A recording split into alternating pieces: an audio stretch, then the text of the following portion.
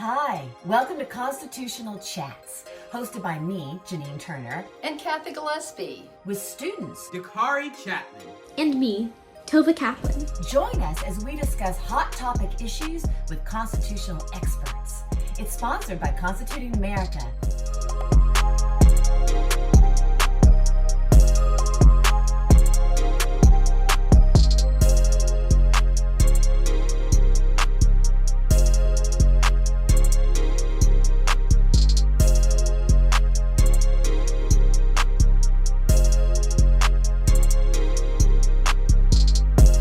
Welcome to Constitutional Chats. My name is Janine Turner. I'm an actress, founder, and co-chair of Constituting America. And this is Constitutional Chats with Janine Turner and Kathy Gillespie and Tova Love Kaplan and Dakari Chapman. And today, our topic is Federalist 85. Don't make the perfect the enemy of the good. And I think this is a very modern topic for us today. A really great hot topic about what's happening in our country. Don't make the perfect the enemy of the good, even though wasn't about that at all some 200 years ago. It's very applicable to today. Kathy Gillespie is a dear, dear friend of mine and co-president of Constituting America. And I always say without Kathy, we'd be flapping around. It takes two wings to fly. So I would just be flapping my wing, not getting off the ground. But Kathy is also one of the 16 people chosen to be as private citizens on the U.S. Semi-Quincentennial Committee, which is really a big, big deal. She's helping organize a celebration for our country's 250th birthday in 2026. She was also a chief of staff on the Hill for years and years and years. Welcome, Kathy Gillespie. Well, thank you. And I want to thank our special sponsors for today's Zoom, Chris and Amy Myers. Chris is a class of 92 Hillsdale grad. And he also heads up the Caterpillar Government Affairs Office in Washington, D.C. And Chris and Amy are great friends of Constituting America. So thank you, Chris and Amy Myers, for sponsoring our program today. Yes, we thank you so very much. Okay, now Tova Love Kaplan. Tova Love Kaplan is the most extraordinary 16-year-old you'll ever meet in your entire life. She resides in Illinois. And she is our National Youth Director for Constituting America. And she runs it like a CEO of a top 100 company. Just wait. Tova's going to land in high places in her life. Very impressed with her. Tova Love Kaplan she runs our National Youth Advisory Council. And she's a 3-time winner of our We the Future contest. Please check out our contest. It's a great, great, great opportunity kids can still be doing. So many kids are going to be online this fall. And boy, it's just a wonderful, wonderful opportunity for kids. And she's won 3 times, both for entrepreneurial, PSA, and STEM. And her app is going to be up very soon. And when you see our Constituting America app, she is the one who created it. She's passionate about educating and empowering young people to use their constitutional rights. Welcome, say hello, Tova Love Kaplan. Thank you so much for having me. I'm so excited to be here, and thank you everyone for joining us. All right, and Dakari Chapman, he is extraordinary as well, but he is not with us today. He is off doing another adventure, but he is our Constituting America ambassador, and he's won our contest 2 times, and he is actively involved in our National Youth Board. His face is on our billboards all over the country, and he's also an actor. Okay, our special guest to talk about Federalist Paper 85, Professor Adem Carrington. He's an associate professor of politics at Hillsdale College. This is Adam's second constitutional chat with us this summer, so we thank you, Professor Carrington. Professor Carrington graduated summa cum laude from Ashland University, summa cum laude, and received his MA and PhD from Baylor University. Go Bears, Baylor Bears. Professional Carrington has taught at Hillsdale College since 2014. He teaches the U.S. Constitution, constitutional law, politics and literature, and the American presidency. Outside of class, Professor Carrington advises Pi Sigma Alpha, the politics honorarium on campus, as well as the Young Americans for Freedom. His publications predominantly concern matters of constitutional law, including articles in the Journal of Supreme Court History, Journal of the American Political Thought, and Presidential Studies Quarterly, and the Journal of American Legal History. His book, which is a really interesting title, and I'd love for him to explain it at some point, Justice Stephen Field's Cooperative Constitution of Liberty. Cooperative Constitution of Liberty. That I want to know what that word cooperative is representing in that book. And it was released in 2017 by Lexington Books. And Adem lives in Hillsdale with his wife and 2 daughters. So everyone, welcome Professor Adem Carrington. It is a pleasure to be back. I had such a good time last time. Glad you guys are letting me talk with you again. Great. Well, why don't you kind of launch in and tell us, give us a lay of the land here, including that quote, "Don't make the perfect the enemy of the good." And then we will ask questions and carry forth and let the audience participate as well. Right. Yeah, it's sort of neat to be able to come in at the end of the discussion because this is, of course, the last Federalist paper. And in some ways, he's tying up a lot of loose ends, Publius, or in this case, particularly Hamilton. And he says, okay, there were 2 things in my first paper that I said I still had to discuss. One is comparing the U.S. Constitution to that of New York, since the Federalist Papers were at first just written to New Yorkers, and how this Constitution is going to help Republican government, liberty, property. And he basically says, I've already done those things in previous essays. So he only recapitulates that a little bit. Instead, he spends most of it saying a couple things. One, now you're going to have to decide, Constitution, yes or no. And he says, first, how important that is, that the very existence of the country and the fate of generations yet unborn, he doesn't quite say it that way, but is at stake. And that he thinks that as he said at the very beginning, that the voters of New York and everywhere else should approve this Constitution. And part of the idea of not making the perfect the enemy of the good is he admits that the Constitution maybe isn't the perfect document, which he actually thinks is impossible. And he still thinks that even if isn't exactly the way you would have written it, that you should still support it, why that is the case, and how to handle imperfections after approving the Constitution, that he thinks that's the best way to do so, and concludes really with a plea that this is the best way forward for the country, and that that he believes he has shown that in the previous set of essays. Okay, it's interesting to remember that Publius was written for New Yorkers. Did they? There's some states that it had already been ratified because it only had to 3/4 of the states. I know that Virginia was still debating it when it was already, ratified technically. I believe. But was New York that pivotal of was New York really the ace card to get the Constitution? In other words, why did they focus just on these essays just in New York City? I know they were published and went everywhere else, but the genesis was New York.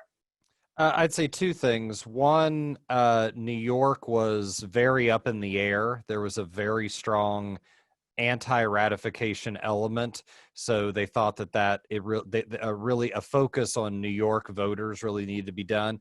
And the other was there were certain states that were big enough in either population or power that if you didn't get them, it almost didn't matter how many other states you got. Virginia was another one, Pennsylvania was one, New York was one, where because they were so big, because they were a financial center, most of the banking of the country was very much focused in New York City, that you needed to get them regardless of how many other states you got, or you really wouldn't be able to have a country that was united and able to move forward. So that's why I think these were focused, although you're absolutely right. They wrote these knowing that they would go out to the rest of the country as well.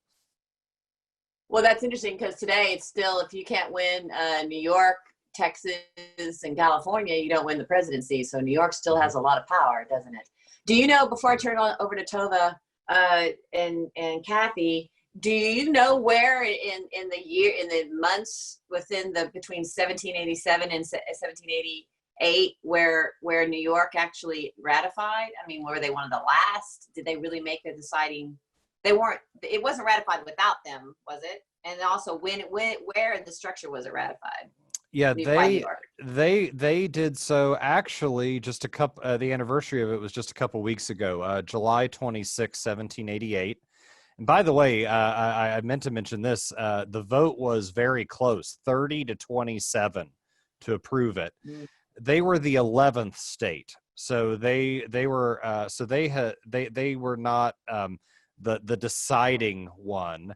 But again, they were really necessary to because leaving them out would have been a major detriment to the cohesiveness of the country. So it's really New York being so important, not so much that they were the one that actually put them over the top.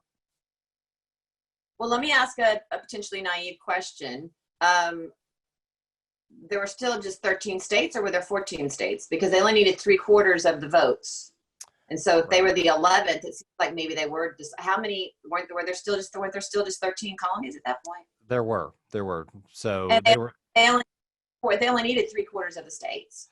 That's true. Although the debate also was, if you didn't approve of the Constitution, could you go off and be your own country? In other words, it took only 9 states to ratify it, to make it operative, but that didn't mean that the ones that didn't ratify it had to necessarily join. And so thankfully all of them jumped on board, and New York being one of them. It wasn't just that it got approved, it's that it got approved in a way that everyone eventually jumped on board. Oh, interesting. So New York wasn't really the deciding factor because that had already been accomplished. That's really, I think this stuff is really interesting. I don't know if anybody else does, but I think it's really interesting. So they actually ratified it afterwards, but they could go off, and if they didn't agree with the Constitution, they could become their own country. That thankfully that didn't get tested, but I think by the express terms of it, I think that it was basically that could have been done. They could have gone off and become their own country, which would have undermined, especially if you go back and read the first 14 Federalist Papers. The whole thing is about why we need a union and how dangerous it would be to have a bunch of little countries all stacked near each other. And I think therefore having New York not join would have undermined that as well. Fascinating. Okay, Tova, I'm going to turn it over to you, and go ahead and ask a few questions, Tova, and because our professor here was nice and concise at the beginning, so we have a little extra time. So go ahead and ask a few, and then Kathy can ask a few. Great. So thank you, Janine. This is all super interesting. So we know that this is the last Federalist paper. And I was wondering, is there a reason for the order of the Federalist Papers? So when Hamilton and Madison and Jay were planning to publish these, did they plan them out in advance? Like, what was there any order? Like, we're going to cover these subjects first and leave this towards the end? Or did they just kind of publish it as they thought of the different aspects of the Constitution? In which case, why did they save these very important aspects of American democracy and society for the very last essay? Mm-hmm. That's a great question. And they did not plan originally to write 85. They were supposed to write, I believe, 25 or something in the 20s. Fans of the Hamilton musical, the song Nonstop actually mentions this. But they did say, but two things. They did conference privately, especially Madison and Hamilton. We have correspondence between them talking about how they had planned out generally the topics they were going to cover. The very first Federalist paper, and that's what 85 is referring to, lists out 6 things that they want to cover throughout the course of these essays, and that's why he feels he has to mention at the very end that there were these 2 that I listed in the first still left over. I think what hadn't been planned again was there was going to be that many. And why was it? I think a couple things seemed to come up in the midst of writing these. One, more and more they were reacting to other articles, other arguments by anti-federalists and other things that were going on at the time. And you'll notice if you read all the papers, they actually repeat their arguments sometimes, but that's just because the debate was going on anew, or a point was being brought up again in the middle of the debate in New York. The other is, I think, as they went on, more and more, or maybe even from the start, they thought this. They were conscious that they were, yes, writing for New York right now, but they were writing something that would be attached to the Constitution should it succeed, for as long as there was the Constitution. And they were right about that, that this became very quickly the definitive. In fact, Jefferson called it this very shortly after they came out, the definitive defense and articulation of the Constitution, which it still is today. So I think with that all on their shoulders, they didn't really deviate from their original plan of what to try to cover, but they felt they needed an even more elaborate, more extended defense, which is why it grew to, almost 3 times what it was originally, or over 3 times what it was supposed to originally be. Right, and as you mentioned, these essays, I just learned this right now, so thank you for mentioning it, that the essays were catered to a New York audience. So how were those essays different when they were being thought of with a New York audience in mind? How is that different than what they could have been if, Hamilton and Madison were trying to appeal to the entire country? That's a great question, and I think notice he says that one of the topics that was still supposed to be left after a Federalist 85 is a comparison with your Constitution, and what he means is New York's. And you'll see that if you read the other essays, while there are comparisons to other state constitutions like New Hampshire, Virginia, New York's gets the most attention. And a lot of weight is put on, if you like the New York Constitution, look at how the U.S. Constitution is in some ways modeled after it or has similar principles. Another is, I think that the anti-federalist element was being as strong as it was in New York. What they chose to emphasize very much was trying to cater moderate anti-federalists to join them. And I think things emphasizing how the national government was strong, but wouldn't be too strong. Emphasizing how, yes, there are some elements of the Constitution that isn't being voted on directly by the people, like a Supreme Court, but in general, it's going to be a government of the people, by the people, for the people. Even though Lincoln more coined that phrase later. But those kind of emphases, I think, was pointing to what they thought needed accomplished at the time in New York to get it through, even though I think they certainly wrote with an eye to the rest of the country. But I think that's why an essays in New York, as opposed to the whole country, got a little bit of a different points of emphasis and flavor. And then what was the New York Constitution? What made it different than other states, and why was this benchmark that they wanted to model the U.S. Constitution around? And apparently, as you mentioned, they kept saying, if you like the New York Constitution, you'll love the U.S. Constitution, which implies that obviously it was the New York Constitution was a very popular one, or else they wouldn't say, that they wouldn't use that as a comparison. So what was so good about it, and why did they want to model it? If you look in this sort of the history of political thought, even outside of the United States, someone like Aristotle, the famous ancient Greek political philosopher, would say that there's 2 reasons you love something, or someone, because it's your own and because it's good. And so on one level, going back to what we were talking about with the last question, one appeal to it is because it's their own. There's going to be a home field advantage to saying that your Constitution is a good one. And if this new one is like it, you should like it because it's like something that's your own, the New York Constitution. But the other is New York's Constitution, for one, had certain elements that I think the framers, like Hamilton and Madison, liked better than a lot of the others. One, it had a much stronger presidency. than almost any other. It had a presidency that was popularly elected. It had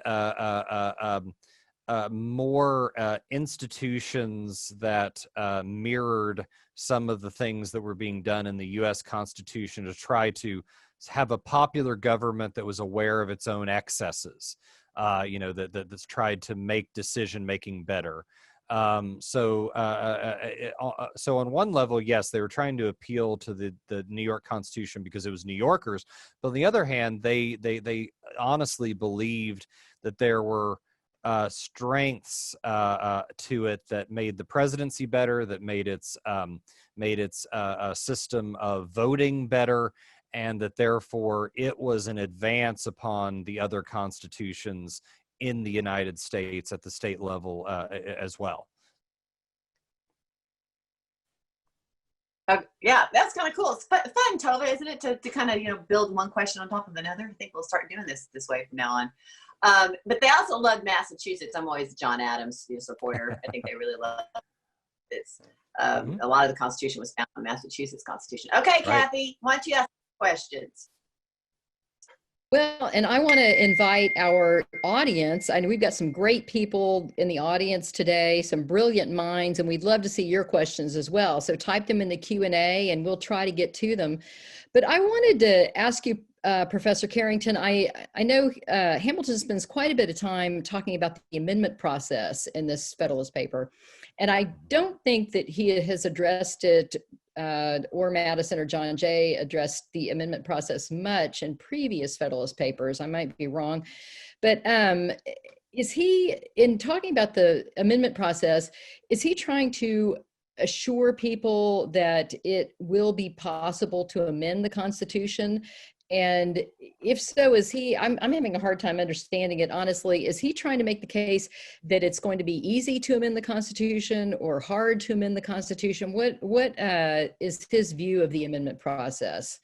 Right. No, that's a great question. And I think that the first thing he's trying to do is, or the first way to understand it is, what he says is the alternative to amending the Constitution to get approval for it.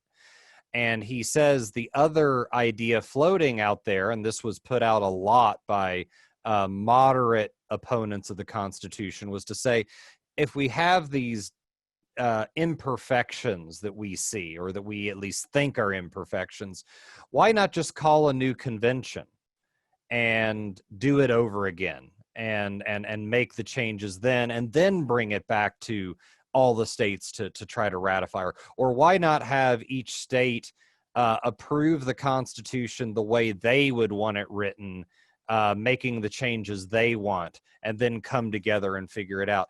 And his argument is you don't need to do that because there's an amendment process in the Constitution itself by which, after it's ratified, you can make it better if you think it needs to be made so. And his other is, that's a much better option than the other ones I was just mentioning, because it's amazing that we were able to come together and get a document this good to begin with. And this is where don't make the perfect the enemy of the good.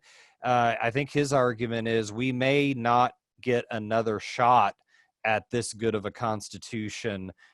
Things may fall apart if we try to do this again. We've got to do the best in the circumstances we've got, and the better, more prudent, he uses the word prudence toward the end of the essay, way of correcting any potential imperfections is get the Constitution as is ratified, and then within the process make those changes. He's afraid that in trying to make it perfect, you'll collapse the whole thing, and then we'll be back to the Articles of Confederation, which most people at that point had agreed was too much of a mess. And this is, I think a great thing to consider in all of politics, including today, is decisions and choices are never made in a vacuum. You don't live in a sort of perfect society or a perfect time where you can do anything you want. the decisions you made are bound by what's possible at that moment. And his argument is we're bound by what's possible in our moment, and approving and then going to the amendment process is the best idea then. Now, you asked, is it going to be easy or hard? He tends to think that it's going to be hard to do anything that violates the rights of individuals. He thinks most of the changes are going to be in tweaking how we run the system. And that's meant to be an assurance that if there is something so bad that it hurts the liberty or freedom or rights of individuals, people are going to agree and change it. But he thinks most of the changes aren't going to be things that are going to rock the boat too much in a bad direction. So he's trying to say it's possible, but it's not dangerous at the same time. So he's kind of threading a needle there. Well, and to follow up on that, I noticed that he talks quite a bit about convention, about, obviously there's two ways to amend the Constitution, and one has been very infrequently used, which is the Convention of the States. Mm-hmm. And he does talk quite a bit about that. Do you think that he thought that method was going to be used more than it has ended up being used? Or well, let's clarify that. It's only been used to vote on prohibition. We've never had a convention of states. You said rarely used. We've never used a convention of states. It was only brought on to, right? I just want to make sure everyone gets clear here. And it was only brought on prohibition.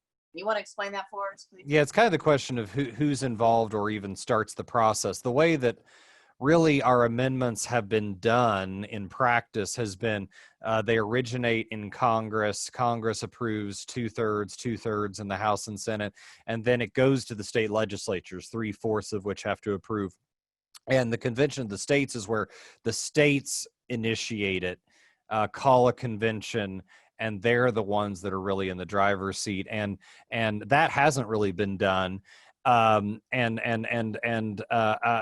to the question of, I imagine Hamilton probably, I can't get in his brain, as fun as that would be. But I imagine he probably thought it would be done more than before. Now, knowing some of Hamilton's own predispositions, he'd probably be happier that it wasn't. He was someone who, more than maybe the average American at the time, was concerned more about state and local governments oppressing and doing bad things than he was the national government. And so he certainly probably would be happier that it's being done the way it is, but not everybody necessarily assumed that was the case or that was the best way, which is why they gave more than one option in the Constitution for how this could be gone about. And then going back to what you were talking about possibly tanking the whole thing, one of our listeners, Linda Bartlett, writes, wasn't that the same argument by Madison for not including what came to be the Bill of Rights to go back and rework might tank the whole thing? Mm-hmm. Yeah, it's interesting. The Federalist paper right before this, Federalist 84, is actually Hamilton arguing against having a Bill of Rights at all. And he gives a whole list of arguments why a Bill of Rights is bad for liberty, bad for rights. And even Madison was open to that. But what they agreed upon was that a Bill of Rights wouldn't hurt too much in the end. And it was a way to get the moderate anti-federalists or the moderates in this debate to come to their side. And so certainly what they didn't want was amendments to the Constitution before ratification, because of the mess that would make, because not every state is approving the same words, the same text. But the very fact that they included an amendment process in the Constitution itself shows that they were at least open to afterward that doing so wouldn't completely tank the process. They just didn't want it beforehand.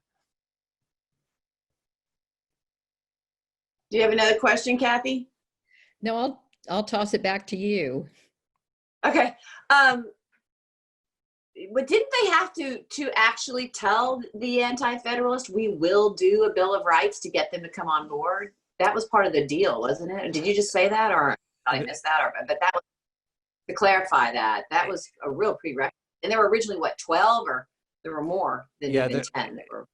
in the end, they did. I don't know that there were how many formal documents there were, but basically in the state conventions, there was basically an understanding between both sides, especially or at least the moderates that came over to the pro-Constitution side, that there would be a Bill of Rights afterward. And yes, Madison in the first Congress proposed 12. Not all got in, although our last amendment, the 27th, was one of those, interestingly, much after the fact, and that was a way of assuaging some people that were on the fence. But what's interesting is it's not clear that there was universal agreement as to exactly what would be in that Bill of Rights. There were a lot of assumptions based on what state bills of rights were at the time. But yes, there was sort of an agreement that there would be one of some kind that would go through the first Congress once it convened, and that's exactly what happened once the Constitution went into effect. Based quite a bit on the Magna Carta, but of course the Magna Carta was just applicable to the nobility. It wasn't really applicable to all the people in Britain. And that, I think, is what's so unique about our documents, is that they're for all Americans, and they're not just for, and they talk about this in this paper. I still have two other pressing questions, but it just, they talk about nobility in this paper, and that they didn't want the inherited titles to be passed along. Talk about how they talk about this in this paper. Yeah, remember, we often glaze over those reading the Constitution when it says that neither the national or any state government can confer titles of nobility. And we sometimes, or at least people I've talked to, and even myself before I looked into it, thought more of it along the lines of, okay, so we don't want to have sort of arrogant aristocrats looking down on us. But it was much more concrete. It really ties into the fact that he said one thing that this Constitution will do is guarantee a better form of Republican government. That we are a republic, meaning government that originates in the people as a whole. And in other countries that had a legal nobility, there would be special rights, privileges, powers that would attach to being a nobleman, being a duke, an earl, being whatever, that made you legally better or higher than the rest of the population. And what this was saying is we are committed from the beginning to not having that. And of course, we were not perfect in other ways, such as slavery at the beginning on dealing with distinctions like that. But at least the Constitution says we are going to ensure a Republican government by making sure that we don't designate people as aristocrats. Everyone is an American citizen. Everyone is an American. And we're going to treat human beings as human beings, at least in that way.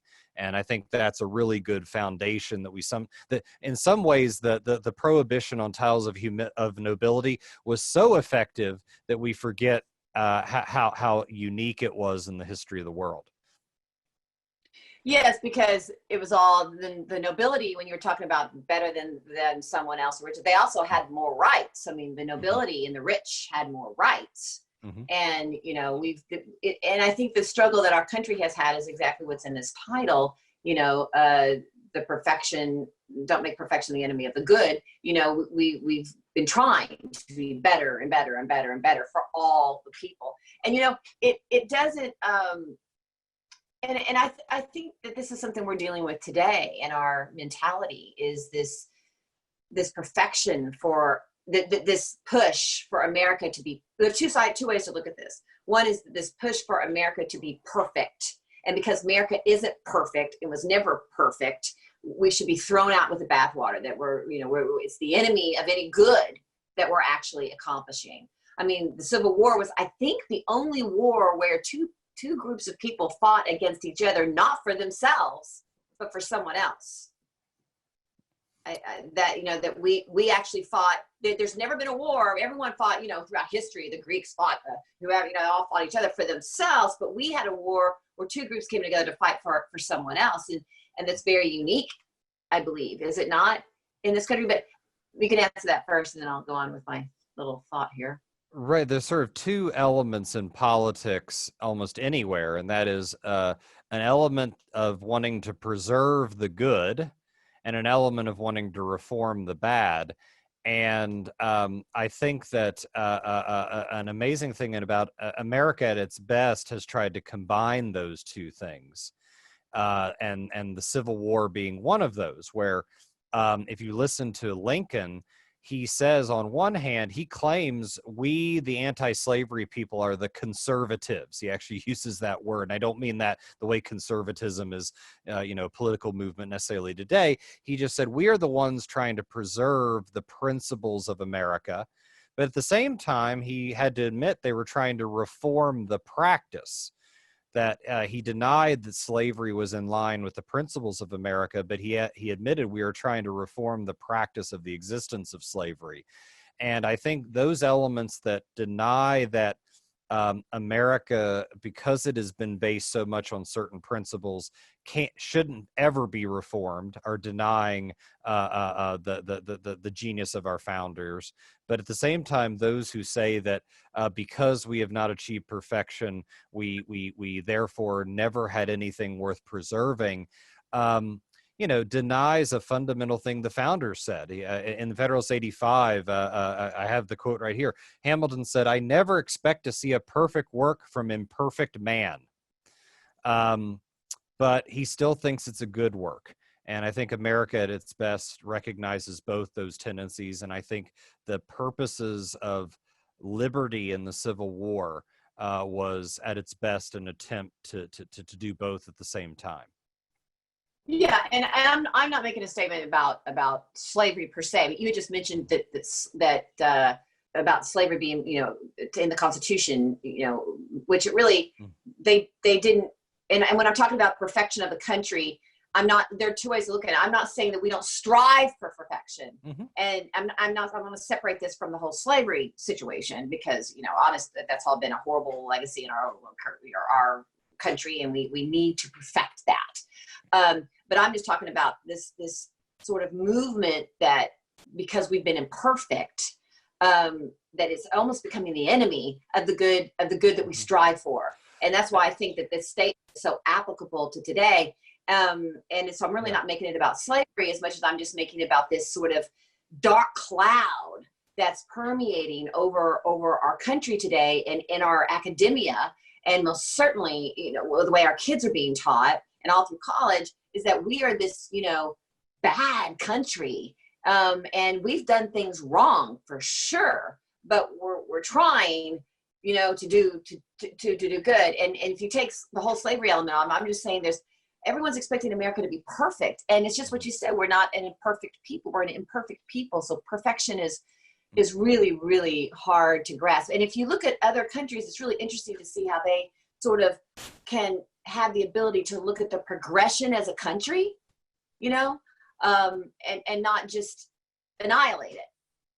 They look at the progression of their country and trying to be better and better. And I'll turn this over to Tova and Kathy again. But I do want to say the Constitution doesn't actually. You can clarify this for us. It doesn't actually justify slavery in any way. They were careful to they actually explain that for us, because there were African American people that were already free. They were for that. So there was that clause that was a big problem, but they never actually condoned slavery in the Constitution, did they? It's interesting. If you see the clauses in the Constitution that discuss slavery, the word slave is never used, and then sometimes the wording is so tortured, meandering. You say, well, why don't you use the word slave? It's much simpler. And Madison actually said why. He said, we look basically that they looked forward to a day when they could get rid of that institution, and that they didn't want that word remaining after the institution was gone. And of course, there's so much you could say about that, about whether that was whether they handled it perfectly or not.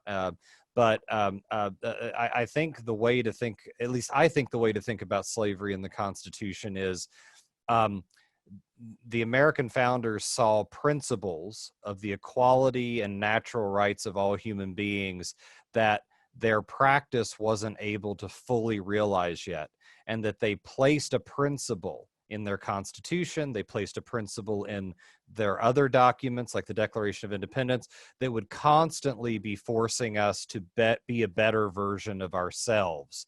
And that I think that's a way to look at those documents in such as slavery in the Constitution is what was possible at that time.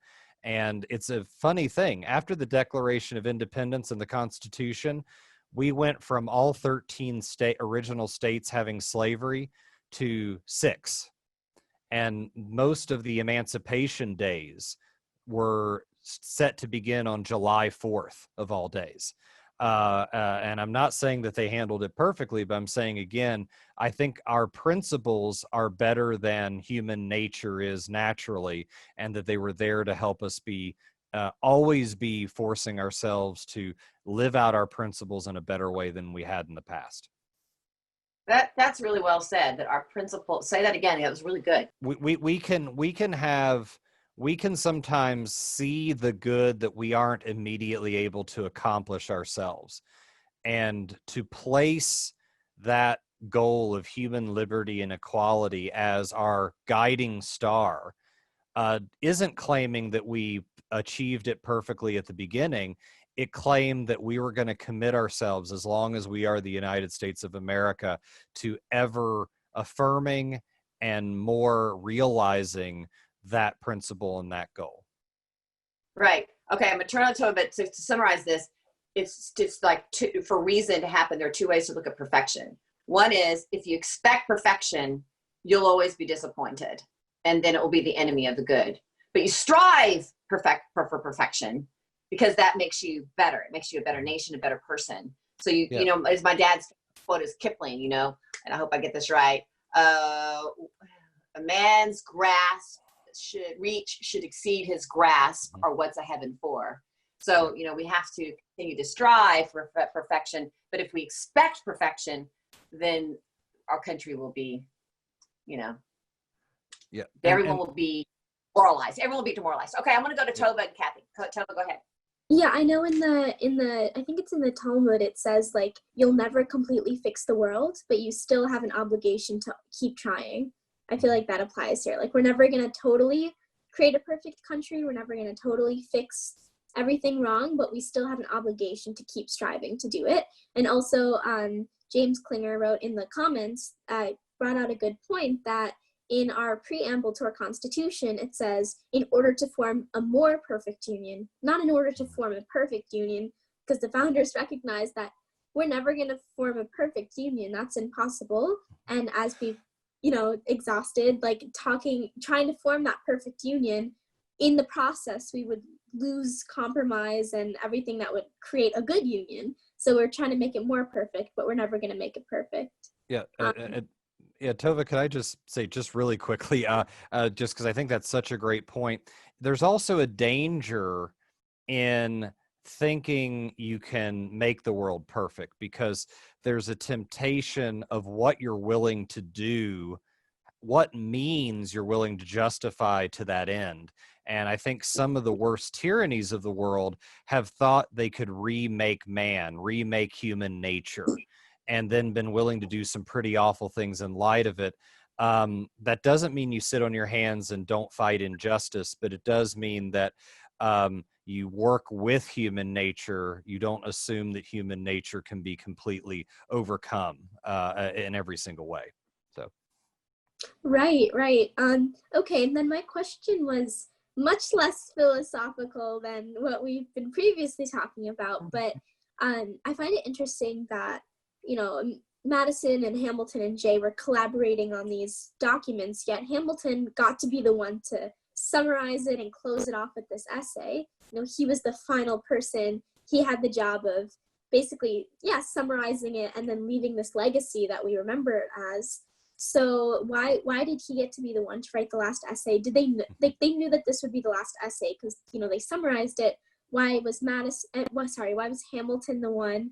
And then also, did Hamilton and Madison have differences of opinion? And I know we've covered both their writing styles in this series. So what are the differences in the way they wrote and the ideas that they put forth, things like that? And then why did Hamilton get to be the one to close it off?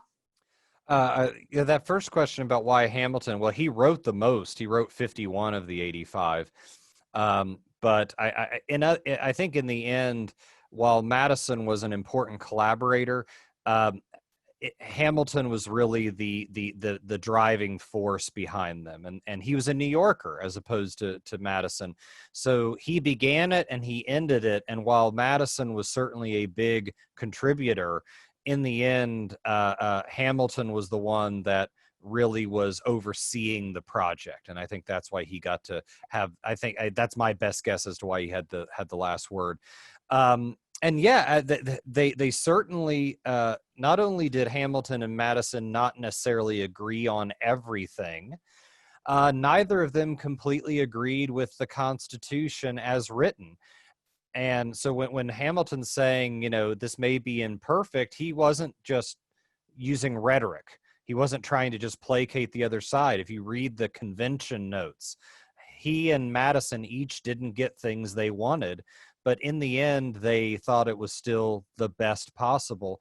And so, and later they would end up being on opposite ends of the first political party system. Madison would join Jefferson with the Democratic Republicans. Hamilton would be a founder of the Federalists. And I think some of the differences that existed, at least between them broadly, I think they focused in these papers on what they agreed upon. Madison was a little more trusting of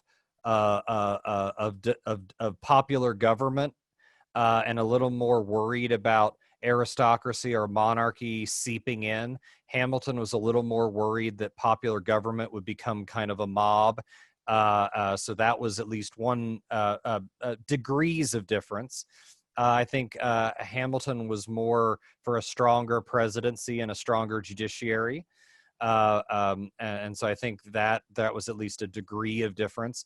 And interestingly, with the Constitution itself, Hamilton didn't like that the Senate had equal representation in between the states, even though that became a major focus of it. So again, there were disagreements among these men, but I think if you get underneath it, in the end, they thought this was a good constitution. They agreed that it furthered principles they agreed on, which was that human beings are equal, that they have natural rights, that government is by consent of the governed, and they were able to allow the other differences to wait till after the country had been securely founded, to let those manifest within the system later on. I just want to jump in, and I want Kathy to close this out. They didn't think the Senate should have equal representation. In other words, 2 for each state, because different states were different sizes. So was it Hamilton or and Madison who wanted? So they wanted the Senate to have the sort of representation that the House has originally. Proportional representation. Yep. Madison or Hamilton? Really both of them, although Hamilton was much, Madison, I think, came along later to agree with that, or at least be more comfortable with it than Hamilton. And that's a difference in the writing, by the way. Madison is at least willing to make the argument about equal state representation. If you see how Hamilton in the Federalist Papers defends the Senate, he never defends it based on the equal representation of the states. But again, he I'm not saying he was right on that, but he still thought it was good enough that it should be passed as it is. So the art of compromise and the art of reason, which we are absolutely losing in our country. We're losing that. We're losing the ability to reason and hear both points of view and come to a compromise. Okay, Kathy, go ahead. Well, I think one of our listeners, Keith Hardeen, sums it up really well. He says, isn't one of the best things about our Constitution the fact that the people, hopefully who are virtuous, can change it? And then to jump off that and just looking forward to the future, Beverly Roberts writes, there's been a recent push to have a convention of states to implement a 28th Amendment. Is this a wise move? And I know, Professor Carrington, everybody kind of has their own opinion on this. Some people think that it's very much needed and long overdue. Others are afraid to open up to a convention of the states because they're afraid it might be too many changes. And I think we're just curious if you have an opinion on this and what you think. I would say any process that is in the Constitution would at least be obviously legitimate for amending it. At the same time, I'd have to hear the particular changes that are being proposed, because often at least the argument I've heard for a convention of the states is that we need to rein in certain excesses of government or certain inadequacies of government that are violating the Constitution as it presently exists. And at least to that argument, my question would be, if the problem is that we're not following the Constitution as currently written, would a new amendment, how helpful would a new amendment be? Shouldn't we be recommitting ourselves to following the Constitution as it is? And the other is, if it was a more wide open, and I understand the arguments that it couldn't be, but if it was more wide open, I don't know that I would trust people to be better than the founders today. That I don't trust myself to write or think better than them. But those would be, depending upon how narrow or broader the convention language was, those would at least be my concerns that I would want to hear addressed more.